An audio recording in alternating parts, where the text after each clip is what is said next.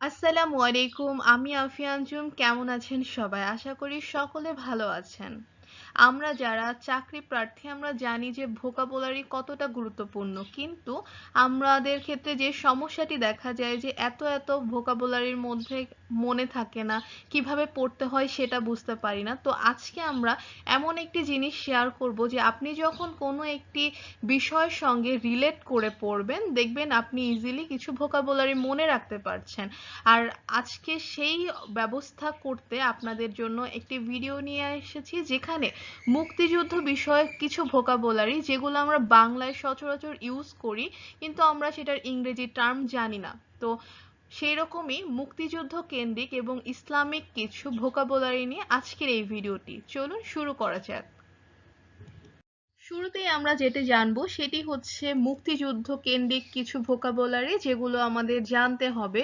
এটা হতে পারে বিসিএস রিটেন সহ ব্যাংক রিটেন যে কোনো পরীক্ষার ক্ষেত্রে মুক্তিযুদ্ধ একটি কমন টপিক, যেটি আমাদের ইতিহাস ভিত্তিক আলোচনাকে প্রসারিত করে। তো সেই জায়গাকে আরো প্রসারিত করার জন্য আপনার এই সব ভোকাবুলারি জানতে হবে। তো যার মধ্যে আমরা খেয়াল করব শুরুতে, সেটি হচ্ছে বীরশ্রেষ্ঠ, যার ইংরেজি হচ্ছে দ্য মোস্ট ভ্যালিয়ান্ট হিরো।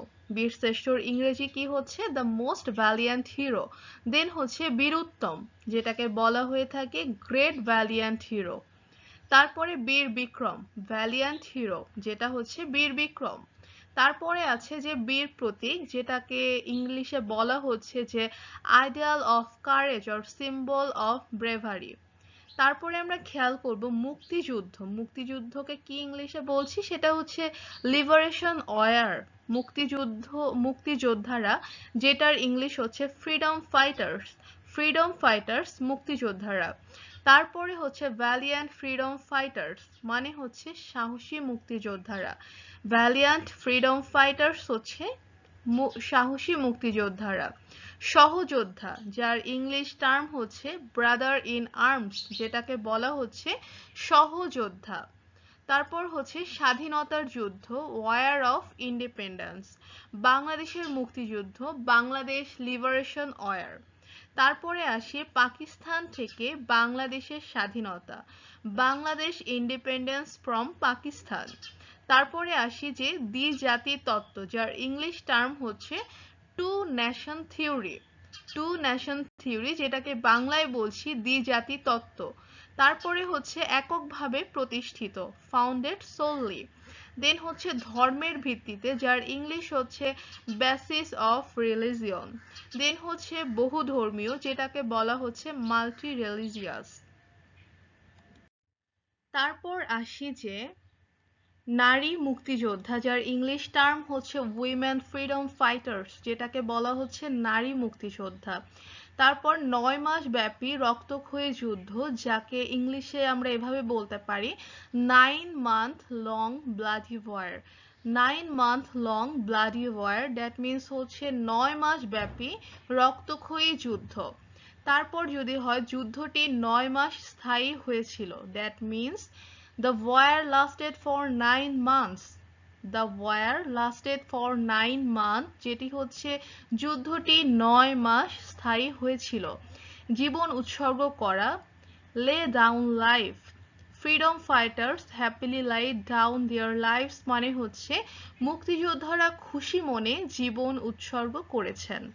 তারপরে খেয়াল করি যে অকুপেশনাল ফোর্সেস, দখলদার বাহিনী। অকুপেশনাল ফোর্সেস মিন্স হচ্ছে দখলদার বাহিনী। ফো বা এনিমি, যেটা হচ্ছে শত্রু। অ্যাটাক অব দ্য এনিমি, মানে হচ্ছে শত্রুর আক্রমণ। অ্যাটাক অ্যান্ড কাউন্টার অ্যাটাক, আক্রমণ এবং পাল্টা আক্রমণ। অল ওয়ার্কস অফ লাইফ, যেটি হচ্ছে সকল স্তরের মানুষ। অল ওয়ার্কস অফ লাইফ মানে সকল স্তরের মানুষ। ফাইট ফেস টু ফেস, মানে হচ্ছে মুখোমুখি যুদ্ধ করা। Two make the country free from enemies, মানে হচ্ছে দেশকে শত্রু মুক্ত করা। দেশকে শত্রু মুক্ত করার ইংলিশ টার্মটি কি দাঁড়াচ্ছে তাহলে?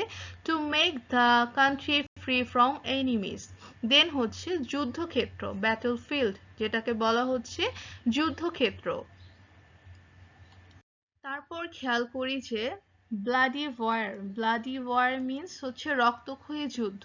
দ্য অ্যালাইড ফোর্স মিত্র বাহিনী, আর্মড কনফ্লিক্ট হচ্ছে সশস্ত্র সংঘাত, কালচারাল ডিফারেন্সেস সাংস্কৃতিক পার্থক্য, সেকুলার কনস্টিটিউশন যেটি হচ্ছে ধর্ম নিরপেক্ষ সংবিধান, ট্রাইড টু ইম্পোজ উর্দু চাপানোর চেষ্টা করেছিল, কালচারাল অ্যান্ড লিঙ্গুইস্টিক আইডেন্টিটি যেটি হচ্ছে সাংস্কৃতিক ও ভাষাগত পরিচয়, united by a common language and a common culture এটি হচ্ছে একটি সাধারণ ভাষা এবং একটি সাধারণ সংস্কৃতির দ্বারা সংযুক্ত, স্ট্রাগল ফর দেয়ার ফ্রিডম তাদের স্বাধীনতার জন্য সংগ্রাম, হিস্ট্রি অফ অ্যাগ্রেশন যেটি হচ্ছে আগ্রাসনের ইতিহাস। তারপর আমরা কিছু ইসলামিক ভোকাবুলারি জেনে যাব। এটি হচ্ছে অজু করা, যার ইংলিশ হচ্ছে অ্যাবলুশন মানে হচ্ছে অজু করা, নামাজ আদায় মানে হচ্ছে পারফর্ম সালাত, জায়নামাজ যার ইংলিশ হচ্ছে প্রেয়ার ম্যাট যেটি হচ্ছে জায়নামাজ। তারপর হচ্ছে মোনাজাত হচ্ছে সাপ্লিকেশন মিন্স হচ্ছে মোনাজাত। সেজদা প্রোস্ট্রেশন মানে হচ্ছে সেজদা। রোজা ফাস্টিং। আমরা বলে থাকি বান্দা, আল্লাহর বান্দা, তার ইংলিশ হচ্ছে স্লেভ অফ আল্লাহ মানে হচ্ছে বান্দা। আজান হচ্ছে কল টু প্রেয়ার, আজান। এবং ভেস্ট হিভেন, দোজক যেটি হচ্ছে হিল। তো এই ছিল আমাদের সামগ্রিক আলোচনা। এখানে ইসলামিক কিছু ভোকাবুলারি এবং মুক্তিযুদ্ধ কেন্দ্রিক কিছু ভোকাবুলারি আজকে জানলাম। এটি আপনাদের বিভিন্ন সময়ে কাজে লাগবে, তো শুরু থেকে শেষ অবধি ভিডিওটি স্কিপ না করে দেখার অনুরোধ রইল। আজকের মতো এখানেই শেষ করছি। আবারও কোনো গুরুত্বপূর্ণ বিষয় আপনাদের সাথে থাকবো। আসসালামু আলাইকুম, ধন্যবাদ সবাইকে।